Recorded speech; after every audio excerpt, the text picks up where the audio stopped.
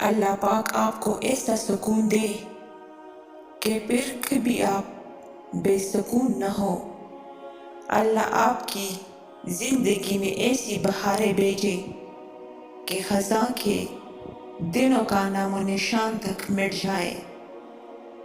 اللہ آپ کو ایسے لوگ، ایسے دوست اور ساتھی فراہم کرے کہ جو آپ سے مخلص ہو، جو آپ کی خوشی میں خوش ہو، آپ کی مسکان کے صدقے دے اور آپ کے دکھ میں آپ کے ساتھ موجود ہے۔ اللہ آپ کے دل کو کبھی بے نور نہ ہونے دے۔ اللہ آپ سے کبھی بے نیاز نہ ہو۔ وہ رب العالمین اپنی محبت آپ کے دل سے کبھی ختم نہ ہونے دے۔